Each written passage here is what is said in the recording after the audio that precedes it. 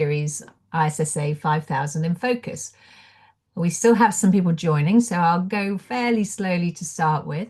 I just wanted to say that this series actually takes us through 5000 from engagement acceptance, assessing risks and designing and performing procedures, and finally to concluding and reporting. And each webinar includes an explanation of the relevant aspects of 5000 with some practical implementation insights. Now, today I'm presenting alongside Dan and Claire, and we also have with us Taylor, Susan, and Kazuko, and Sylvia from ISSA. And before we start the webinar, I just want you to know that it will be available to you after this session today, and it's available on the IAASB website. Lots of people were asking us on our first webinar, number one, so we thought we'd say that straight away so you're all aware. Okay, if we could move to the next slide then.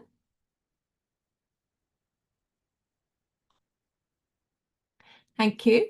In this first webinar, we'll be giving you an overview of 5000, followed by a dive into the foundational principles and concepts, including matters related to acceptance of the sustainability assurance engagement.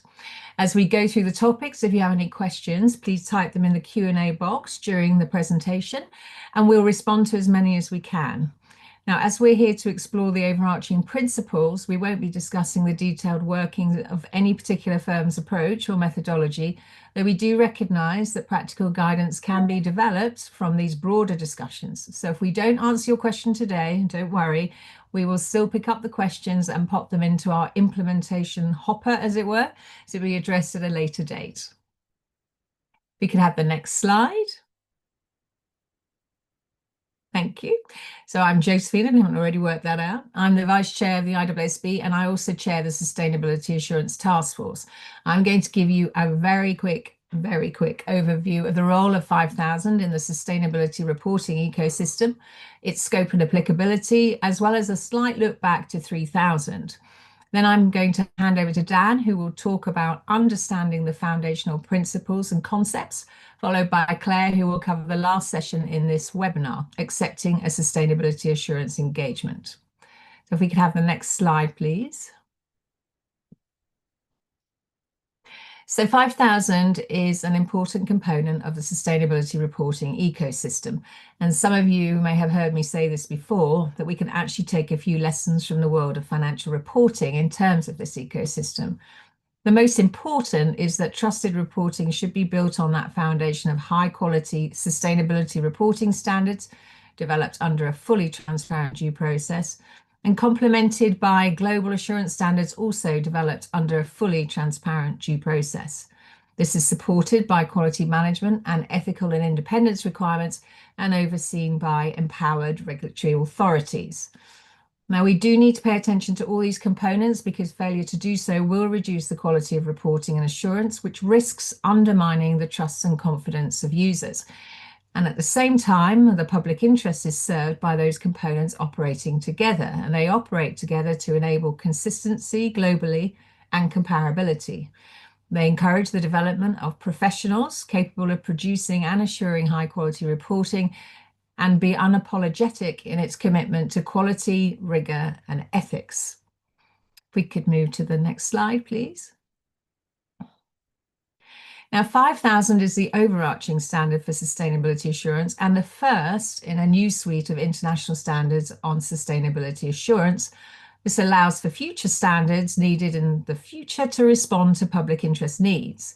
It's an authoritative standard developed under the same robust independent due process as all of our auditing and assurance standards, with the oversight of the PIOB and the support of IOSCO and our other monitoring group members. As it is standalone, it does not require any reference to any other performance standards such as ISSAs, ISAEs, or ISREs. But of course, ISQM1 must be applied. Or if another quality management standard is applied, then it must have requirements that are at least as demanding as ISQM1. And Dan's going to talk a little bit about this later. Now, to claim compliance with 5000, the practitioner must comply with all of the relevant requirements of 5000. It's not an internal audit or consulting engagement or a readiness assessment. Another thing to note, which you may have already seen in our August FAQ, is that 5,000 will apply to all assurance engagements on sustainability information once the standard becomes effective. So neither 3,000 or 3410 will be applicable from that point forward for sustainability assurance engagements. Now, there are, of course, some nuances in relation to jurisdictional adoption, which you can find described in our FAQ, and the effective date is, of course, periods beginning on or after December 15, 2026, or as at a specific date on or after December 15, 2026. If we could have the next slide, please. So really, this just as a reminder, as I imagine most of you are very familiar with this now, but 5,000 can, of course, be applied to sustainability information prepared under any suitable reporting framework. It covers both limited assurance and reasonable assurance engagements and is available to any assurance practitioners. It covers the entire assurance engagement and is scalable for assurance on specific sustainability information or a complete sustainability report. And of course, it is in relation to any type of entity. It is principles-based and aligned with our other standards and, of course, the foundational assurance framework. If we could move to the next slide. So as I just mentioned, our other standards were used as a starting point in the development of 5,000, including the auditing standards, as we did want to reflect the more recent thinking of the board, and of course 3410, but we also started with 3,000. Now, other in relation to greenhouse gas assurance engagements, 3,000 has been used historically to perform sustainability assurance engagements, and we thought it might be useful to highlight some of the key differences as practitioners transition from applying 3,000 to 5,000. Now, some of those key differences between the standards are the result of a consideration of matters or concepts that are specific to sustainability reporting, some of which are noted on this slide. Now, I'm not going to cover all of these in detail, as these topics are covered in much more detail in the webinar series. But to give you a flavour, there aren't any specific requirements for estimates or forward-looking information in 3,000, and those reporting concepts are, of course, critical in sustainability reporting. So requirements in 5,000 for estimates brought in the latest thinking from our auditing standard on estimates, ISSA 540, and ISA 3410, so many 3,000s there, for GHG statements. Now, groups and the concept of value chain are not specifically addressed in 3,000. Sustainability information related to value chains is a concept that's fairly unique to sustainability reporting. So there is no direct focus on value chain in 3,000 as the overarching standard. Likewise, groups was not addressed in 3,000. Now, our stakeholders were of the view that group requirements and guidance was really important to cover in the standard, and some of the principles, therefore, were brought in from our group audit standard, ISA 600, without overwhelming 5,000, of course. And then you have requirements for group scenarios. If we brought in all of the group audit requirements, it would be totally disproportionate for a global baseline standard. But this might be one area in the future where a specific performance standard is required. But for now, the key principles are embedded in 5,000, and we will touch on this in webinar 2. Now, although a risk assessment is not required in 3,000 for limited assurance engagement, 3,000 still requires a practitioner to apply a risk lens, if you like, for limited assurance. So it requires an understanding of the subject matter and the engagement circumstances in order for you to identify areas where material misstatement of the subject matter information might arise. And then, of course, you design and perform procedures accordingly. In the development of 5,000, stakeholders concluded that a risk assessment should be required for a limited assurance engagement for sustainability information. In particular, to narrow the range of assurance that might be obtained in that engagement and to align with 3410, that actually already required a risk assessment for limited assurance engagements on greenhouse gas statements. So that is now incorporated into 5,000 and covers all sustainability information. In terms of controls, 5,000 is more prescriptive than 3,000 and is more closely aligned with 3410. Although 3410 does not require an understanding of monitoring controls, which is required by 5,000. And of course, there's going to be more about this in webinar 2. Now, when it comes to engagement teams, the key difference between 5,000 and 3,000 is the focus on sufficient and appropriate involvement in the work of other individuals. If the practitioner cannot be sufficiently involved in the work of other individuals, then they cannot be members of the engagement team. And in that situation, if you're using their work, those individuals are another practitioner. Whilst 3000 does recognise the concept of using another practitioner, there are more extensive requirements and clarifications in 5000, particularly for using the work of another practitioner. Now, as 3000 included quite a bit of detail on experts already, there's less of a difference there to 5000. We have got more application material, though, supporting the application of those requirements when you're dealing with sustainability information. 5000 brings in the notion of using a one-to-many report on value chain information when engaging with another practitioner, and that's a similar report to ISA 3402 controls report. And that, of course, would be in respect of sustainability information or the related controls.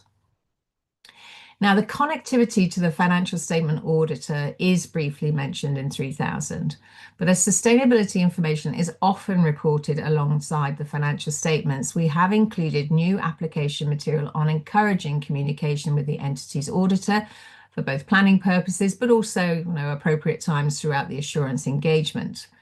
And communication is specifically required if this other information is materially inconsistent with the sustainability information or even materially misstated. And again, we'll have more on this in webinar 3.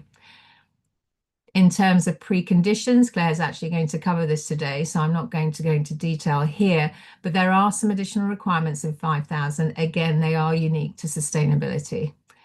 In terms of materiality, obviously materiality is covered in 3000. 5000 goes a step further. It has a bifurcated approach to consider materiality for qualitative disclosures, but you do need to determine it in relation to quantitative disclosures. Now, 5000 also introduces the concept of the entity's process to identify the sustainability to be reported.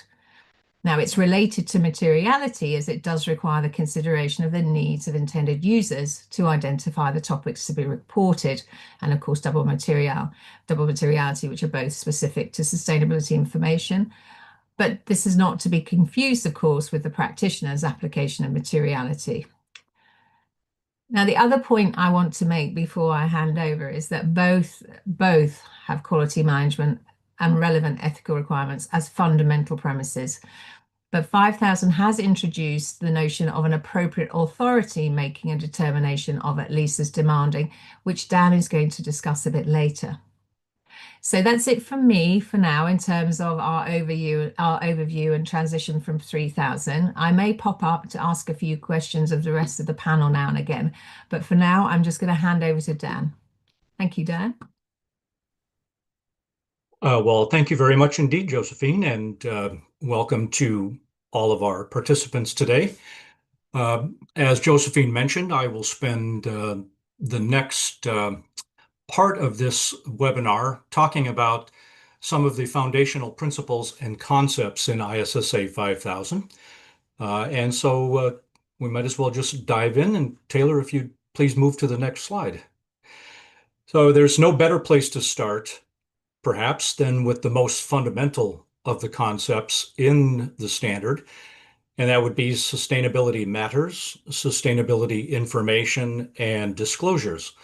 And for that, I would point you to paragraphs 2 and 3 as a starting point in ISSA 5000. Of course, paragraph 18 defines these terms as well as the other key terms in the standard. And also would have you look at Appendix 1 in ISSA 5000. It's a handy reference because it explains the relationship between sustainability matters, sustainability information, and disclosures. The IAASB recognized that it was important to have clear and understandable definitions that were framework neutral, but still reflective of the concepts embedded in various sustainability reporting frameworks. And in this regard, the board coordinated closely with ISSA to make sure that the core concepts and definitions of sustainability matters and sustainability information were aligned. Well, let's take just a closer look at each of these three terms. First, sustainability matters. It's a broad term. that includes any matters related to sustainability. The core of the definition is ESG, environmental, social, and governance matters. The IAASB explored different definitions. In fact, the exposure draft included a reference to cultural and economic matters, but stakeholders found that to be a little bit confusing and came back and agreed that the acronym ESG is widely used and understood, so would be an appropriate baseline for the definition. And the IAASB also recognized that the nature and scope of sustainability matters is evolving. So the definition includes a reference to other matters that may be addressed in law or regulation or relevant sustainability reporting frameworks, or may be determined by the entity. It's important to remember that sustainability matters are driven by the criteria. And I'll be talking a little bit more about that in a bit, and Claire will touch on that further as part of the engagement acceptance part of this webinar. The application material in the standard notes that law or regulation or the reporting framework may define or describe sustainability matters in different ways, and may include other concepts such as impacts or risks and opportunities or dependencies. But it's the driver for sustainability matters, as it is for many things, is the framework itself. Next, sustainability information. In simplest terms, sustainability information is information about sustainability matters. The criteria, again, determine the sustainability information to be reported, and the sustainability information is the outcome of measuring or evaluating the sustainability matters against the criteria. Now, ISSA 5000 refers to the different types of information as topics and aspects of topics, and provides examples of the types of information that may be required to be disclosed. You can have a look at paragraph A43 in the standard. But remember that topics and aspects of topics are just terms that are used in ISSA 5000 to describe the categories of information. As I mentioned, the framework may use different terms, but what's important is what the framework says, what information or specific information the framework says needs to be disclosed, and that will drive the sustainability information as well as the notion of disclosures. A couple of other things, just in terms of terminology. In the standard, you will sometimes see the term sustainability information to be reported, and that relates to the entirety of the sustainability information that might be reported by the entity, even though not all of it may be subject to assurance. That term is used primarily in the context of the preliminary knowledge obtained during the engagement acceptance process, and Claire will touch on that a little bit later. And so the term sustainability information, when you see it in the standard, generally refers to the sustainability information that is subject to assurance.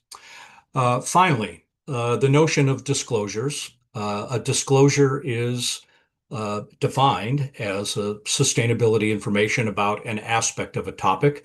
In effect, the concept of a disclosure is simply a more granular way to refer to individual elements of the reported sustainability information. It can be in various forms, can be narrative, quantitative. It may be a single paragraph in a sustainability report or a table, or may even cover multiple pages in that report. But how the entity presents or the disclosures is determined, as I mentioned, by the criteria. The concept of disclosures is relevant, very relevant, in fact, to planning and performing the engagement, and that will be explained further in the next webinar series. So if we can move to the next slide, please, Taylor. Thank you. The concept of criteria is fundamental to all assurance engagements. The criteria are the benchmarks that are used to measure or evaluate the sustainability matters.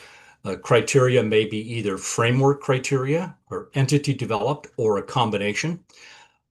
And framework criteria can be either fair presentation or compliance criteria. Now, the important thing to remember is that fair presentation and compliance criteria both require compliance with the requirements of the framework as a baseline. The only difference is that a fair presentation framework acknowledges that to achieve fair presentation, the preparer may need to provide information beyond what is required in the framework, or in extremely rare circumstances, to depart from a requirement to achieve fair presentation. A compliance framework does not include such acknowledgments. Even for a framework that is fair presentation because it has the required acknowledgments as shown on the slide here. In most cases, fair presentation will be achieved by meeting the requirements of the framework. But the drivers behind these two acknowledgments means that preparers in the first instance need to always be thinking about whether additional information may be needed in order to provide a more complete and accurate picture for intended users of the sustainability information. And in some cases, extremely rare, as I mentioned, even to depart from a requirement, either to provide more or less information than required, again, to make sure that it's an accurate portrayal of the specific facts and circumstances. Now, we are aware that there is some debate and some questions that have been raised about the notion of fair presentation and whether perhaps certain frameworks are fair presentation or compliance frameworks. And Josephine, I know you have been a part of some of those discussions. I don't know if there's anything that you would like to say about that right now. Oh, yes. Thank you, Dan. I mean, ultimately, at the end of the day, it comes back to what you were saying. It's important first to understand what the reporting framework requires. And within that, the reporting framework, if it's a fair presentation framework, then it will have some description similar to what we have, embedded in our standards for many, many years and what you see here. But if there are nuances, then we're going to make sure we keep an eye on that and make sure that we have guidance for practitioners so that they can make bridges between how one reporting framework describes it and how it's understood more generally globally. Thank you. Thank you very much for that, Josephine. So with that, Taylor, if we could please move to the next slide. We'll talk a little bit about some of the fundamental differences between limited and reasonable assurance. Josephine noted earlier that ISSA 5000 addresses both limited and reasonable assurance engagements. And in this webinar, we're going to look at the fundamental differences. We won't be talking today about the different requirements or the details of how the work effort may differ between the two levels of assurance, how the practitioner's risk assessment and work effort is impacted by whether it is a limited assurance or reasonable assurance engagement will be explored further in webinar number 2 next week. The first important point is noted at the bottom of this slide, and that is that the objective of any sustainability assurance engagement is to obtain sufficient appropriate evidence to express a conclusion designed to enhance the degree of confidence of the intended users about this sustainability information. In a reasonable assurance engagement risk is reduced to an acceptably low level in the circumstances of the engagement. And just by way of a refresher, engagement risk is the risk that the practitioner expresses an inappropriate conclusion when the sustainability information is materially misstated. For a limited assurance engagement risk is reduced to a level that is acceptable in the circumstances of the engagement, but where that risk is greater than for a reasonable assurance engagement, but nonetheless still provides a meaningful level of assurance. The bigger difference between the two is in the nature, timing, and extent of the procedures. So let me touch on just a few of the other key differences between limited and reasonable assurance. First of all, for limited assurance, as you see on the left part of this slide, risk assessment is at the disclosure level, and the practitioner is required to obtain an understanding by inquiry of fewer internal control components. I mentioned the procedures vary in nature and timing and are less in extent than for reasonable assurance.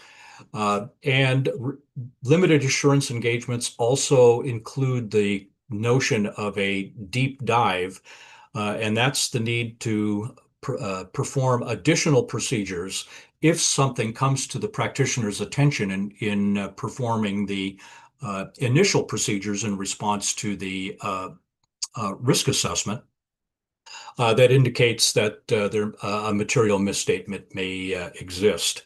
And for that, you can look to the requirement in paragraph 148L in ISSA 5000. The conclusion in a limited assurance engagement is in the negative form. In other words, nothing came to the practitioner's attention to indicate that the sustainability information is materially misstated. Then for reasonable assurance, to contrast, the risk assessment is at the assertion level. The practitioner is required to obtain an understanding, not only by inquiry, but also other procedures of all of the components of the system of internal control. Procedures, as you might expect, vary in nature and timing and are more extensive than for a limited assurance engagement. For a reasonable assurance engagement, the substantive procedures are required for risks that are assessed at the upper end of the spectrum of risk. And a practitioner is required to consider performing substantive procedures for all risks, regardless of the assessed risk, that are in the practitioner's judgment material. So in those two aspects, you can have a look at paragraphs 139R and 140R in the standard. And this will be discussed a little bit further in the next webinar as well. And then finally, the opinion is expressed in a positive form, just as it would be in any reasonable assurance engagement like an audit. In our opinion, either the sustainability information is fairly stated, if it's a fair presentation criteria, or is properly prepared in all material respects in accordance with the criteria for a compliance criteria. So, Dan, I just want to ask a question. I did mention earlier that our stakeholders concluded that limited assurance should be risk-based approach, as you've just described, in order to narrow the range of assurance that might be obtained, and also to align with 3410. And there was actually, though, another reason, and that was to smooth the transition where an entity moves, from performing, when a practitioner moves from performing a limited assurance engagement to a reasonable assurance engagement. Yep, that's absolutely right, Josephine. Stakeholders were very supportive of the risk-based approach in ISSA 3410 because they thought it would provide a more appropriate basis for designing and performing further procedures for limited assurance engagements. The IAASB agreed with that and was of the view that identifying and assessing the risks of material misstatement, in this case at the disclosure level for limited assurance, would not only drive consistency and quality in sustainability assurance engagements, but would better than facilitate, as you mentioned, the transition from limited to reasonable assurance engagements in the future. And the reason is because it was felt that it would provide a more natural foundation for scaling procedures and evidence gathering rather than having to redesign the engagement totally. So that's it on these fundamental differences. Taylor, if we could move to the next slide, please. There are some other fundamental concepts that are relevant when conducting a sustainability assurance engagement in accordance with ISSA 5000. These concepts are interlinked and need to be considered throughout the engagement. All of them are covered in Section B of the ISSA 5000 implementation guide. You'll hear us referring to the guide a number of times today and throughout all of these webinars. We encourage you to read Section B with respect to the fundamental concepts. There are some helpful examples in there. And please refer to the guide often as a resource for further understanding and applying the standard. We're going to talk about professional skepticism a bit more in a moment, but I want to briefly mention some of the other concepts on this slide. First, professional judgment. In an evolving area like sustainability reporting and assurance, practical experience, coaching, on-the-job training, and the like are important in developing the ability to exercise professional judgment. So that is a key concept that is an important part of ISSA 5000. With respect to fraud and non-compliance with laws and regulations, or NOCLAR, I would point you to Appendix 2 to the implementation guide, which lists the overarching and specific requirements for both fraud and NOCLAR in the standard. Materiality. Josephine mentioned some aspects of materiality earlier. She mentioned that it's, as in the other IAASB standards, it's a user-driven concept. It's affected by perceptions of the information needs of intended users of the sustainability information. And it's safe to say that materiality is probably one of the areas for which we get the most questions and requests for additional guidance. And in fact, the staff is working on some additional Q's and A's for materiality that will be issued in the future. But for today, we won't be discussing the application of materiality by the practitioner or how materiality for the practitioner may differ from materiality for the preparer. That will be addressed in more detail in the next webinar. The concept of sufficient appropriate evidence in ISSA 5000 is no different from any other assurance engagement.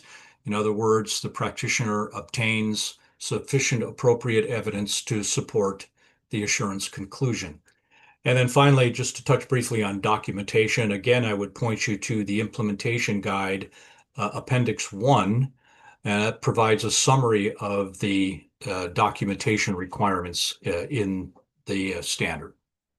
So if we could move to the next slide, I mentioned we would talk a little bit more about professional skepticism.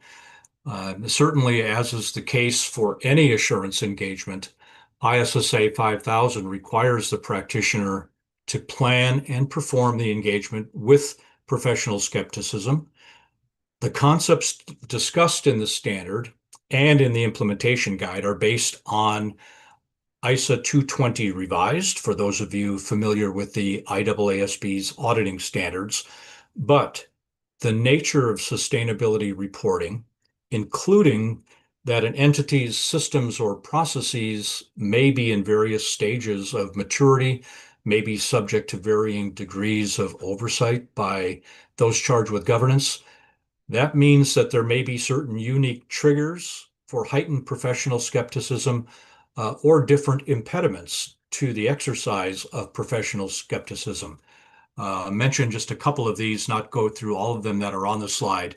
So, for example, some of the triggers, the complexity of the criteria and their application, pressures for management to meet commitments to achieving sustainability goals, and whether those commitments or goals may be tied in some way to compensation. And then also, as noted on the slide, the immaturity in some cases of an entity's systems and system of internal control. Some of the unique impediments, most of these are common to other assurance engagements, but for example, you may have criteria that permit different ways of measuring or evaluating sustainability matters and reporting information. So when you have different ways of measurement and management has selected a particular approach, practitioners may in fact be less willing to challenge the approach that management has been using. So Taylor, let's move to the next slide. And Josephine mentioned a couple of times at the outset of the webinar today a reference to quality management, relevant ethical requirements. These are two fundamental premises that underpin engagements performed under ISSA 5000. That is that the firm has a system of quality management, and that the practitioner is subject to robust ethical requirements, including related to independence. And you can find these premises stated in paragraph 6 of ISSA 5000. Two important requirements, additional requirements in the standard that support those fundamental premises. First is paragraph 30, which requires the engagement leader to be a member of a firm that applies ISQM1 or requirements that an appropriate authority has determined to be at least as demanding as ISQM1. And then paragraph 34, which requires the practitioner to comply with relevant ethical requirements, including those related to independence, that comprise the provisions of the IAASB code related to sustainability assurance engagements, together with national requirements that are more restrictive, or requirements that an appropriate authority has determined to be at least as demanding as those provisions in the code. So what do we mean by the notion of at least as demanding and the concept of an appropriate authority? Well, let's start with at least as demanding. There was quite a bit of discussion at the IAASB about this notion and a lot of questions raised by stakeholders. Respondents to the exposure draft asked for guidance on the concept, including what it meant for non-accounting assurance practitioners or others that may not follow the IAASB code, and for how the assessment can be done on a consistent basis and by whom. First, point out that this concept is not new in the IAASB standards. It already exists in ISAE 3000 revised as it was amended based on the issuance of the IAASB's quality management standards. The concept of at least as demanding doesn't mean that each requirement of ISQM1 or each requirement or provision of the IAASB code need to have an exact equivalent in other professional requirements or requirements in law or regulation.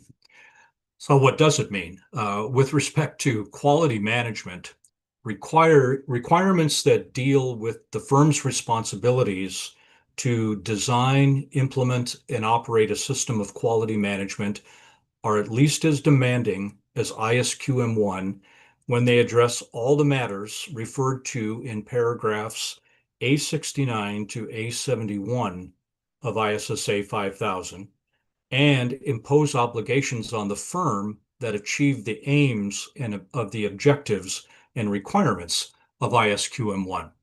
Now, those paragraphs that I mentioned in the standard describe, for example, the 8 components of a system of quality management and the principles of the firm's monitoring and remediation process.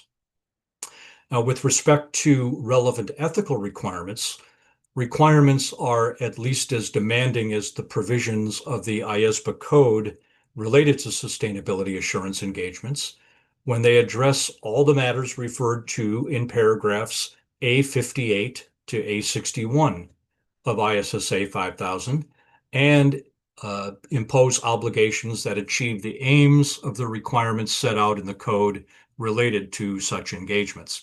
Now, those paragraphs describe, for example, the fundamental principles of ethics and the conceptual framework in the code that an assurance practitioner is required to apply when addressing threats to compliance with the fundamental principles.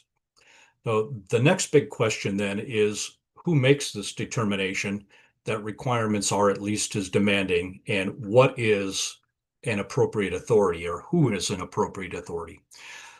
It's important to note here that the IAASB was clear that this determination should not be made by the firm due to concerns raised about the consistency with which it would be applied in practice.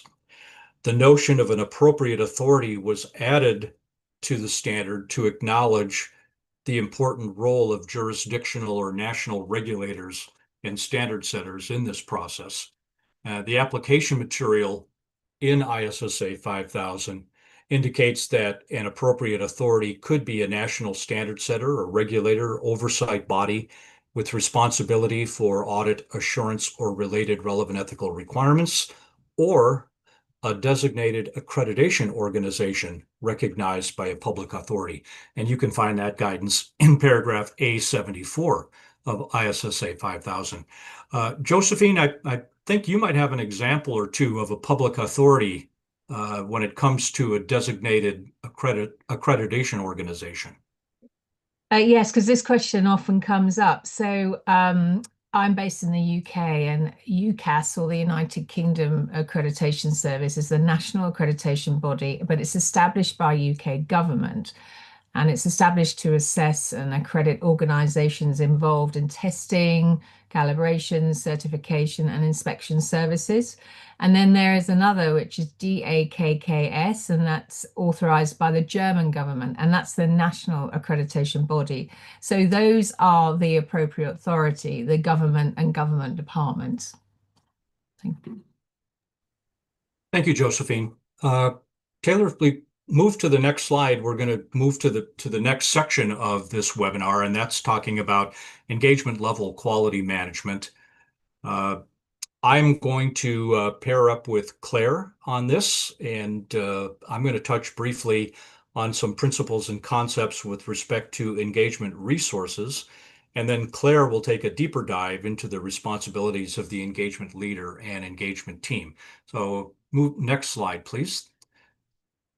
So ISSA 5000, it's paragraph 41, requires the engagement leader to determine that sufficient and appropriate resources to perform the engagement are assigned or made available to the engagement team in a timely manner. Engagement resources include human, technological, and intellectual resources, as noted on the slide here. But given the nature of a sustainability assurance engagement, a range of human resources may be needed to perform the engagement, as shown on the left part of this slide. Well, first, I want to point out that the definition of engagement team in ISSA 5000 is consistent with other IAASB standards and also aligns with the core definition of engagement team in the ISBA code. And just a quick word on the concepts of component practitioner and another practitioner. Josephine touched on this a bit earlier. We're not going to discuss today the concept of components in a group sustainability assurance engagement or other aspects of planning and performing a group engagement. That'll be part of webinar number 2. But today we're mainly focused on who is or is not a member of the engagement team. I believe Josephine mentioned this earlier, but just to reiterate, ISSA 5000 explains that a firm other than the practitioner's firm may be involved in performing the engagement. And when the practitioner intends to obtain evidence from using the work of another firm, then ISSA 5000 requires the engagement leader to determine whether they can be sufficiently and appropriately involved in the work of that other firm. And that concept of sufficient and appropriate involvement is particularly important in ISSA 5000. So, put simply, when the practitioner is able to be sufficiently and appropriately involved in the work of another firm, that firm is a component practitioner. And when the practitioner is unable to be sufficiently and appropriately involved, that firm is another practitioner. There's another important distinction in the definition of another practitioner in the standard, and that is that the work of another practitioner is performed in the context of a separate engagement.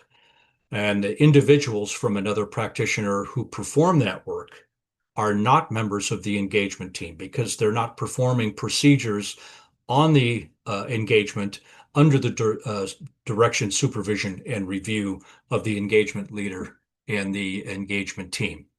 And for clarity, such individuals are also not practitioners experts. These terms and concepts are important not only to drive the relevant requirements in ISSA 5000, but also from the standpoint of complying with applicable provisions of relevant ethical requirements. And in that regard, the IAASB coordinated closely with ISSA to make sure that the concepts were appropriately aligned. And then finally, I just point you again to paragraph 75 to 90 of the implementation guide. There's a helpful diagram there depicting the applicable requirements and some additional guidance on scenarios related to using the work of a component practitioner or another practitioner. And as I said, more on this in the next webinar. So if we move to the next slide, Claire, I will turn it over to you.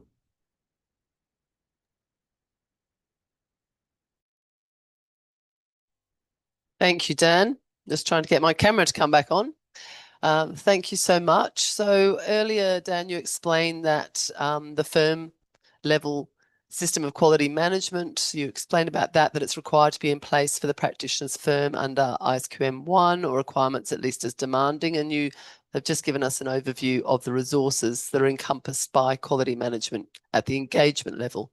So I'm going to build on that now and talk further about engagement level quality management, noting that this is covered within ISSA 5000 rather than in a separate standard, as is in the case for firm level quality management, which is addressed in ISQM 1. So firstly, I wanted to highlight some key features of quality management at the engagement level for the engagement leader. Now, note the engagement leader is the person appointed by the firm who's responsible for the engagement and its performance and for the assurance report issued on behalf of the firm. Depending on the firm's structure and legal requirements, the engagement leader may be a partner, director, or other senior staff member. The engagement leader is referred to as engagement partner in ISQM 1. At the jurisdictional level, the engagement leader may also be required to have a professional or regulatory registration or authorization to fulfill this role for the particular assurance engagement. Note that practitioner in ISSA 5000 includes the engagement leader and members of the engagement team. But when ISSA 5000 uses the engagement leader, that is only when the responsibility for that requirement is restricted to the leader and cannot be undertaken solely by a team member. Therefore, the engagement leader is required to possess certain characteristics and to take on certain responsibilities that are set out in ISSA 5000. The engagement leader's characteristics appear at the top of this slide. The key competence is competence and capability in assurance skills and techniques developed through an extensive training and practical application that cannot be delegated, as this is fundamental to the engagement leader's professional judgment and responsibility for the conclusion.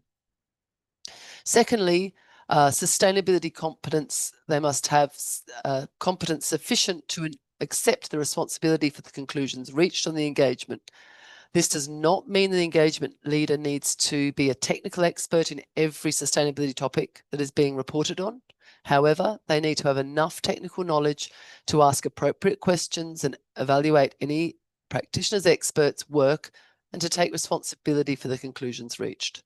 The breadth and depth of that sustainability competence will depend on the circumstances, such as the judgment needed in evaluating the criteria, or whether the scope of the engagement is appropriate, the complexity of the sustainability matters, and if there's a high degree of measurement uncertainty. The third competence is understanding of the relevant ethical requirements, including independence relevant to the engagement. With this is important in order for the engagement leader to be able to take responsibility for the team's compliance with relevant ethical requirements. So the engagement leader has a number of specific responsibilities that's in this circle on the screen. They have an overall responsibility for managing and achieving quality, including when they assign work to others in the engagement team. I'll now look at these 6 areas of responsibility, working clockwise from the top left segment around the circle on the slide. So the first is that the engagement leader needs to be sufficiently and appropriately involved, as Dan had mentioned. That means being actively involved in the significant judgments and conclusions reached that need to be made on the engagement. And they need to be sufficiently and appropriately involved throughout the engagement as a basis for determining whether those significant judgments made and conclusions reached are appropriate. This involvement in the work of the team, including component practitioners, is necessary even if the design or performance of procedures, tasks, or actions are assigned to members of the team. Secondly, the engagement leader is required to direct, supervise, and review the team's work. How this is done depends on the firm's policies or procedures, professional standards, or other legal or regulatory requirements, and the nature and circumstances of the engagement and the resources assigned by the firm. The third responsibility is with respect to relevant ethical requirements. The engagement leader is required to raise the team's awareness of relevant ethical requirements, evaluate threats to compliance, and remain alert to evidence of breaches or determine appropriate action. Engagement resources that the engagement leader needs to take responsibility for include whether sufficient or appropriate resources have been assigned. If those resources are insufficient or inappropriate, the engagement leader needs to take action to obtain more resources. Making sure that those resources are available in a timely manner and used appropriately, and making sure that the engagement team collectively have the appropriate assurance and sustainability competencies and sufficient time. And we're going to come back to the team's competencies in a moment. The engagement leader is responsible for reviewing documentation, including, in particular, that related to significant matters and judgments on difficult or contentious issues, and any written communications to management, those charged with governance, or regulators prior to its issuance. And finally, the engagement leader is responsible for communication and consultation to make sure that the communications take place at an appropriate time throughout the engagement among the team and others. The team undertakes consultation on difficult, contentious, or other matters as required by the firm or the leader. The engagement leader discusses matters with engagement quality control reviewer if a review is required by the firm's quality management system, and considers information from the firm's and network's monitoring and remediation processes. Next slide, please. So with respect to the team, the engagement quality management that's relevant to the team, I note first of all that these requirements are for the practitioner in ISSA 5000. As I explained before, the practitioner includes the leader and the members of the team. So this is collective responsibilities. The engagement level quality management requires that the engagement team, together with any practitioners, external experts, and internal audit used for direct assistance, collectively have competence and capabilities in assurance skills and techniques, sustainability competence, and sufficient time. This may be developed by appropriate training or participation in prior sustainability assurance engagements, demonstrated expertise in IT used by the entity, or knowledge of relevant industries. The collective competencies needed will depend on the sustainability information being assured. So the engagement team's responsibilities for quality management fall in these 6 areas in the circle.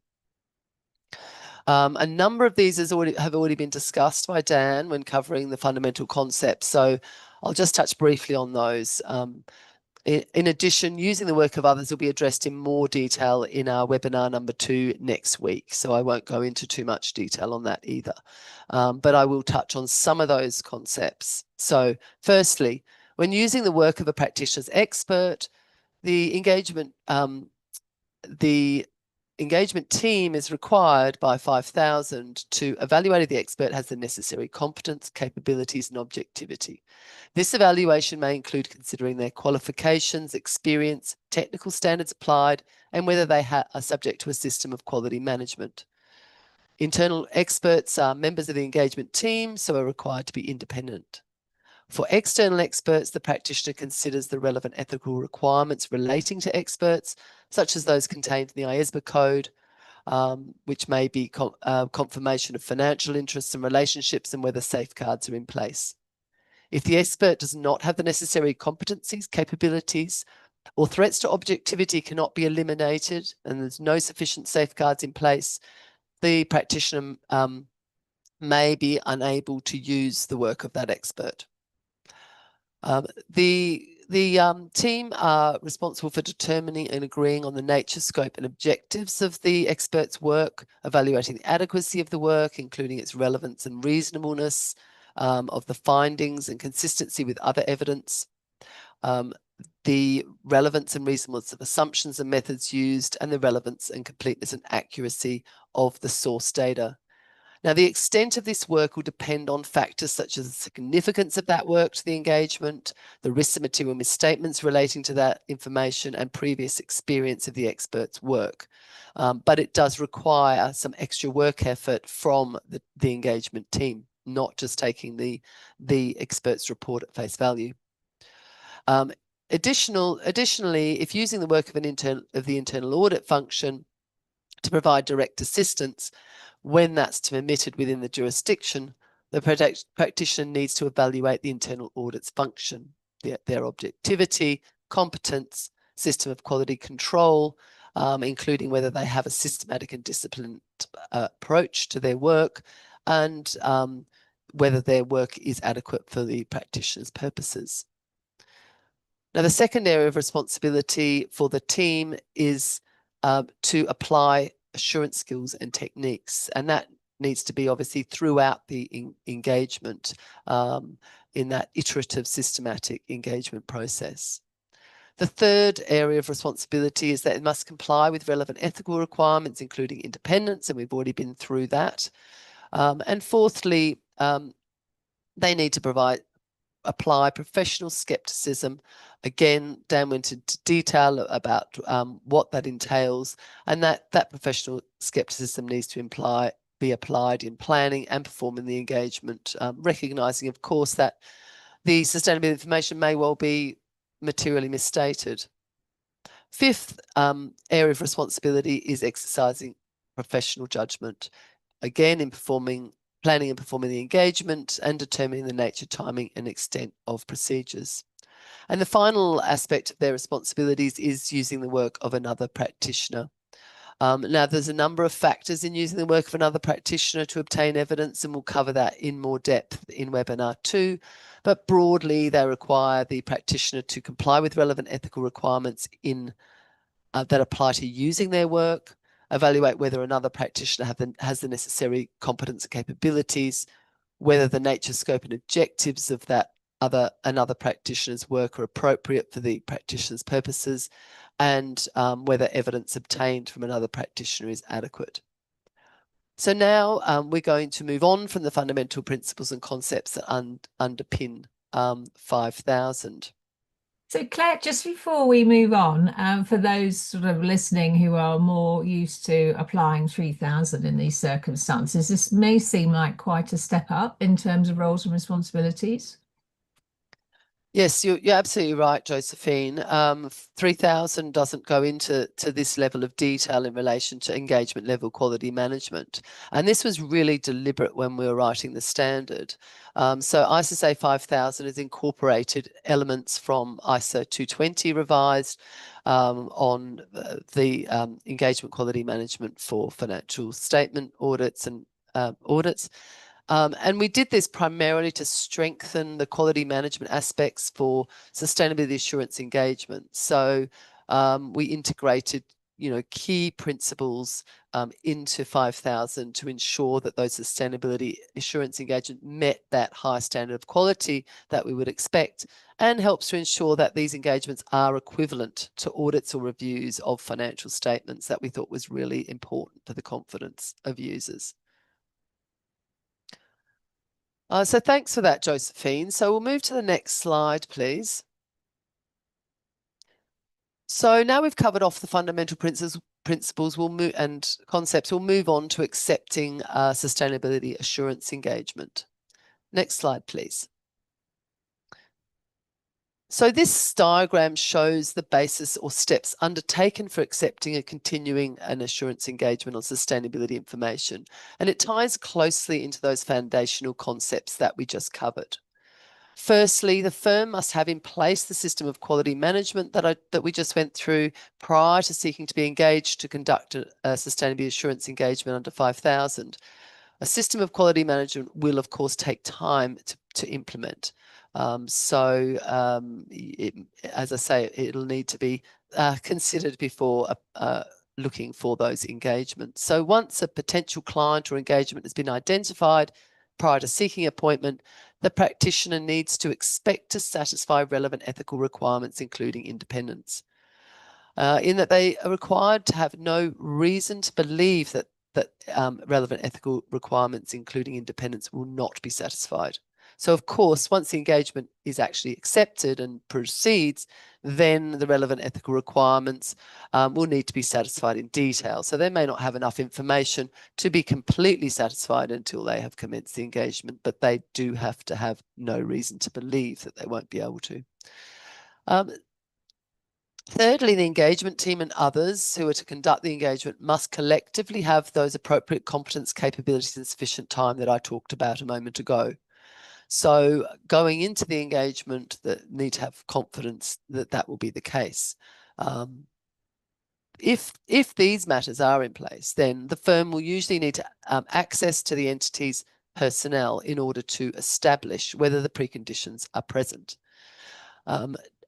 Now, that will be based on a preliminary knowledge of the engagement circumstances and discussion with the client or future client.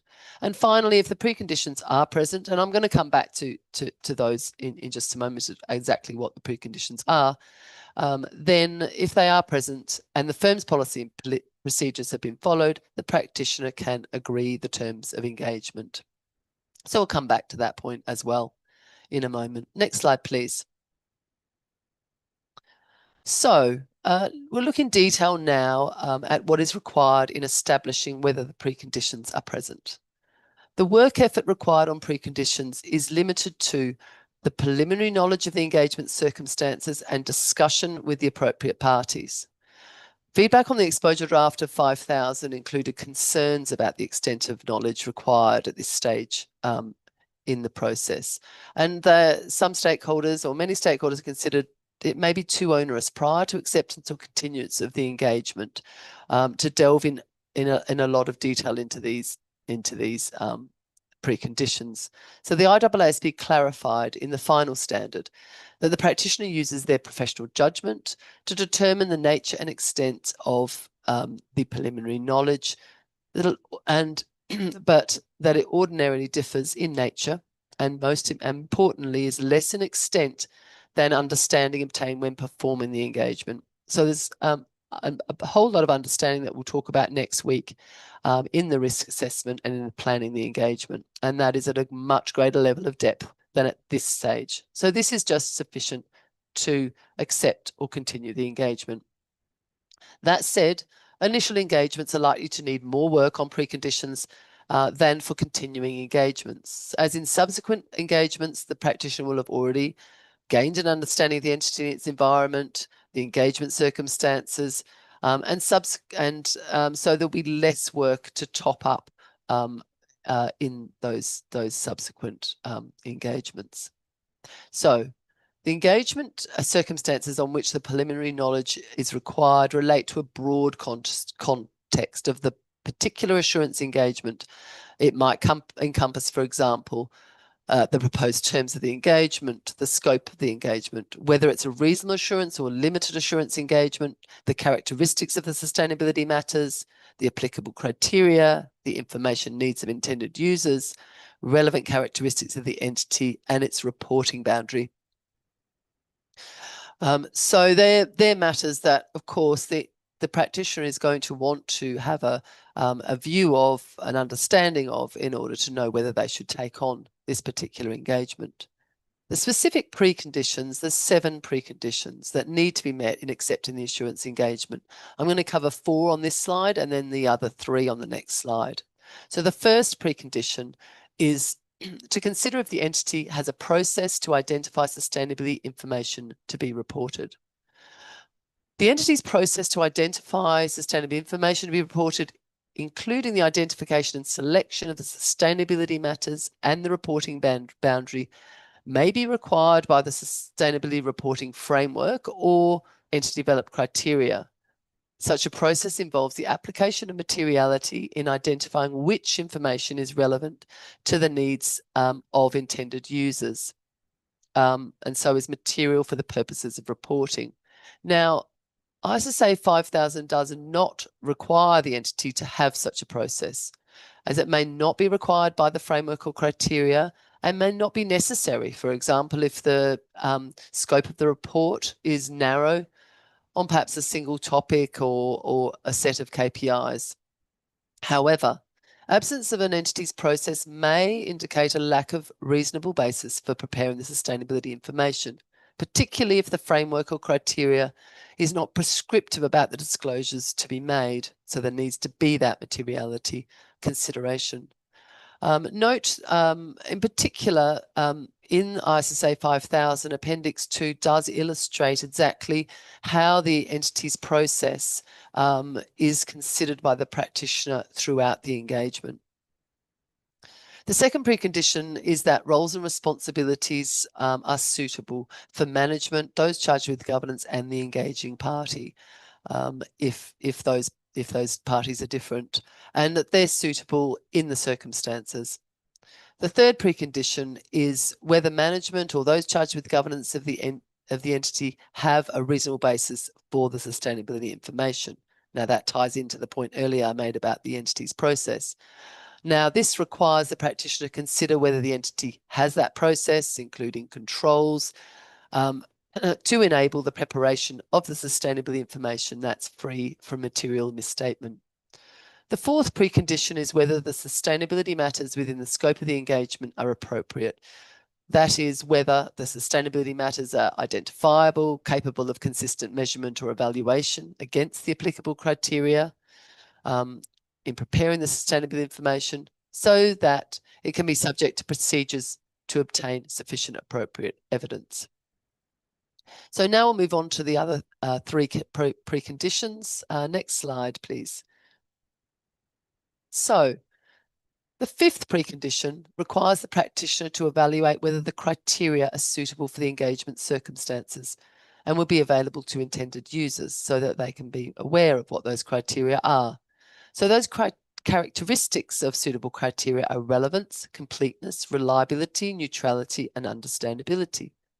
However, when developing 5000, we did hear from respondents to our exposure draft that the work effort in establishing whether the preconditions are present prior to acceptance, as I mentioned before, may be too onerous and more akin to the risk assessment procedures, particularly with respect to suitability of criteria. So we're not wanting to impose unnecessary work effort where it wasn't required. Excuse me, the requirement to evaluate the suitability of criteria can be satisfied in a straightforward way.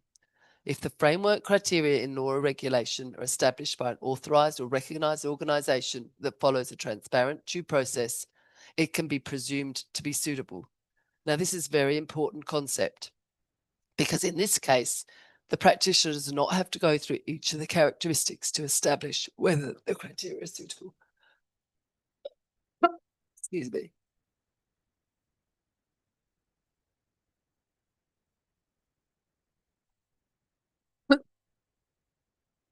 Josephine, would you like to take over at this point? As I'm coughing.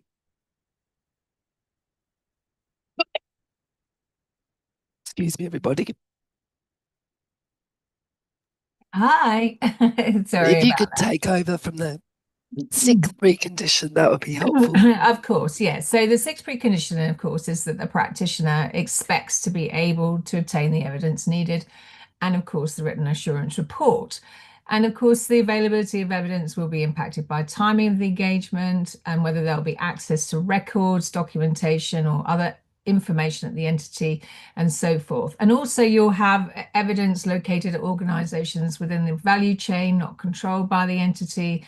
And the availability and accessibility to evidence needed, though, at the end of the day, regardless of where it is the same, because, you know, the level of assurance still needs to be obtained and you still need to obtain the evidence. So, as I say, it's really important that you really can expect to obtain the evidence you need for that engagement. Now, the seventh precondition is a rational purpose. And I did note earlier that if required by law or regulation, the engagement can be presumed to have a rational purpose.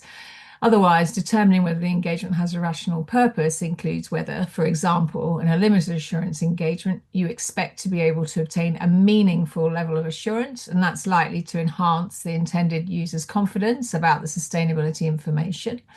And then the engagement as a whole will be useful and not misleading to intended users. And then finally, the scope of the assurance engagement is appropriate, including when the scope of the assurance engagement excludes part of the sustainability information to be reported. Now, the purpose of the work done at this stage is to protect the quality of the engagement from the outset. But as Claire said earlier, it may feel like there's a really long list to work through, but initially in first engagements, there will be a lot more to do. And in complex engagements, there will be a lot more to do. But as you move on into further engagements, much of these preconditions will have already been established. And it's just a matter of the assurance practitioner making sure that there haven't been any changes. If we could move to the next slide, please. So, you know, this is a fairly straightforward decision tree, and you can probably work through this yourself. It is, you know, quite simple, but essentially, as we were talking about, Claire and I, are those preconditions present? And you may find in certain circumstances that some of the preconditions aren't present, but changes may need to be made if they're not present, and changes may sometimes be able to be made. And that's fine. So then if that's the case and those changes can be made, then you can continue and accept the engagement and agree the terms of engagement.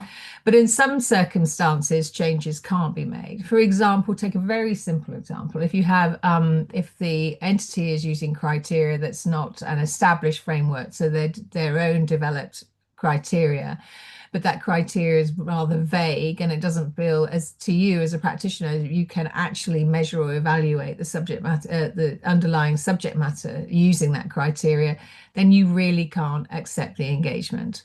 So in which case acceptance is not permitted, and therefore the practitioner would have to basically have a conversation with the entity and determine if there's something else that can be done in the meantime before an assurance engagement can be accepted. So that wraps up the content on acceptance and continuance of a sustainability assurance engagement. And I can promise you I've not articulated it as beautifully as Claire would. But what we would like to do now is just perhaps turn to some of the questions that we received in the webinar today, and I've got them coming from different directions. So what I'm going to do is I'm going to ask Dan and Claire to join us. Claire, I'm sorry if you don't feel you need to answer if you're still coughing. Poor Claire, everybody, has come on stage today, the virtual stage, with a very bad flu. So we applaud her for at least standing in as long as she had. Okay, Dan, a couple of straightforward questions came in, hopefully, for us to answer. And then some of the questions came in, they were slightly different questions, but along the same theme. So I'm just going to cover some of these up. One came through, Dan, which was about how the implementation of 5,000 should be treated when you're providing assurance for an SME, as opposed to, say, providing assurance for sustainability information for a listed entity. Yeah, sure, Josephine. I mean, that obviously speaks to the scalability of ISSA 5000. And it's a principles-based standard, so it's intended to be suitable for sustainability assurance engagements conducted for any entities, regardless of size or complexity. The requirements are principles based because they focus on principles or outcomes as opposed to detailed procedures. And that allows for some judgment in terms of applying to the specific facts and circumstances of the engagement. The standard also does, in the application material, provide some examples of the situations where the nature and extent of the procedures might vary depending on the nature and circumstances, and whether it might be for a smaller, less complex entity compared to a larger, more complex group type entity. And some of those examples relate to planning, the nature, timing, and extent of risk assessment procedures. I mentioned earlier that the understanding of the system of internal control would be more limited when you've got a less complex entity. And also some examples in terms of the different nature, timing, extent of procedures just between a limited and a reasonable assurance engagement. That doesn't speak necessarily to scalability, but just some additional examples in the application material. Yeah, that's really helpful. Thanks, Dan. And yes, the reference to the application material and the implementation guide on this is helpful, I think, for our participants today. Another one that I said came through a couple of times, but different question, but really getting to the same point, which I'll pick up. It started with, what's the difference between a disclosure and an assertion? Because obviously for a limited assurance engagement, we're focusing on risk of material misstatement at the disclosure level. But for a reasonable assurance engagement, it is that much deeper dive to the assertion level. So just to remind our participants, in webinar 2, we will actually be covering the risk assessment. So do sign up to that, because we will talk about this in a little bit more detail. But for this purpose today, a disclosure might be, for example, the number of metric tons of carbon emissions or metrics associated with labour force. So the assertions would be, though, a much deeper dive, whether those carbon emissions were completely included in the sustainability information, accurately measured and evaluated, and recorded in the appropriate reporting period. Now, what we have in the standard is a list of the assertions more likely in a sustainability assurance engagement, and they're in paragraph A415R of the standard if you want to have a quick look at those. But as I say, we are going to cover a risk assessment as well in the next webinar. Claire, I've got a couple ones I thought I would ask you, because you are our superstar on other information. If a reporting framework requires connectivity with the financial statements, does the non-accountant assurance service provider need to have deep knowledge of financial accounting and reporting in order to be able to accept the engagement? No, Josephine, the answer to that is that they don't need to have that deep understanding of the financial statements. They're absolutely, their responsibility is around the sustainability information and the assurance on that. So having the appropriate competencies to do that work. So their responsibilities in relation to other information. We will go into this in a lot more detail in webinar number 3, by the way, as to how they look at that other information. But it is purely based on their knowledge and understanding from their sustainability assurance engagement that they communicate when they're able to with the financial statement auditor. So they're not expected to understand in huge detail the financial statements, and they do not need to be auditors of financial statements to have that connectivity. Yeah, yeah. It's nice to see that all our participants today are thinking ahead already. So that's great news. More to come, everybody. Dan, engagement letters in acceptance and continuance.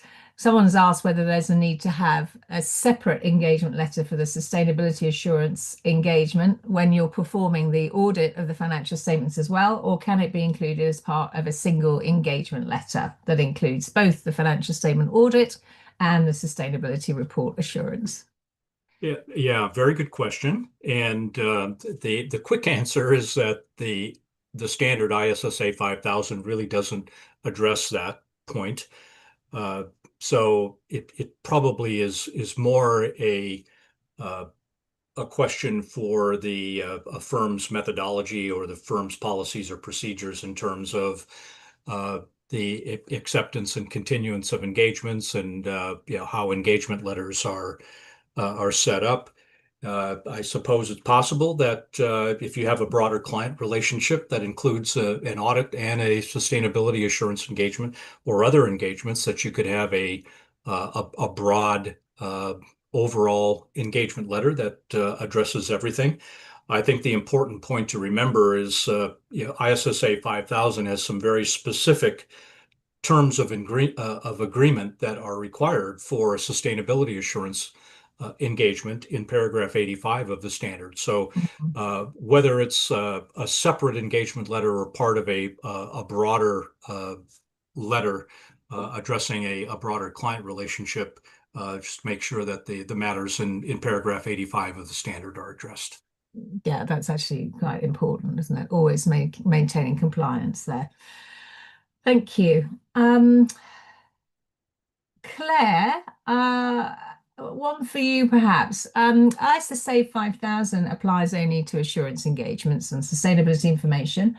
And the question comes through, what about non-assurance engagement like AUPs and compilations? Are ISRS 4400 and ISRS 4410 applicable to that engagement if the subject matter is sustainability information? Thanks, Josephine. And we haven't yet, and it's probably not the top of our list to write standards equivalent to those for sustainability, not assurance, because they're not assurance standards, but for sustainability information. So those standards, I believe, are specific to for historical financial information. And, I think, Josephine, as with all of our standards where we don't have a standard specific to sustainability information, those could be used to provide guidance as to how to conduct those engagements. And obviously, we prioritize in our work plan standard setting for assurance engagements, so audits, reviews, limited and reasonable assurance over those other non-assurance engagements. That's great. Thank you, Claire. I really appreciate that. So what I'm going to do is I'm going to move on to the other slides, and I just want to thank everybody for your questions. As I said at the beginning, we are collecting them all, and we will make sure we put them in our hopper. And do keep the questions coming in before the end of the webinar so we can continue to keep an eye on those. So what's coming up next? If we could move to the next slide, please. As I mentioned earlier, and as our participants have been keen to think ahead, we do have another 2 webinars in the series, but also, as I said right at the beginning, the recording of this webinar will be available to you as well as the slides. Now, webinar 2 is going to cover engagement planning, risk assessment and response, so the heart of the performance of the engagement, and that will run on the 7th and 8th of October. And then we have webinar 3, which is concluding and reporting on sustainability assurance engagements, and that will run on the 14th and 15th of October. So do please remember to sign up for those so you can participate. If we could move to the next slide. Someone did ask earlier in the questions and answers whether we have any guidance. We have lots and lots of guidance already available to you to use. We've already mentioned today our implementation guide. There is, of course, plenty of guidance in the standard itself and the application material. We have what's known as basic conclusions, so that actually helps you understand why certain decisions were made throughout the process. And we have plenty of frequently asked questions. I talked about the applicability of the standard earlier today, which was our August FAQ, but there are other FAQs there, and we have some great FAQs that we have combined with our ISSA, our sister board. So if you remember to just go to the top right-hand corner of the IAASB main webpage, you can see a link there, but also you'll be able to link to these resources. And if we move to the next slide, please. If you want to continue to follow our work, please do register and subscribe for updates at www.iaasb.org. And at this point, just to say thank you again so much for participating today. We really enjoy getting your questions in and responding to those as best as we could in the time we have. Do please continue to join the webinars. And yes, thank you to Claire, Dan, Sylvia, Taylor, Susan, and Kazuko, who've been working really hard in the background too. Thank you, everybody.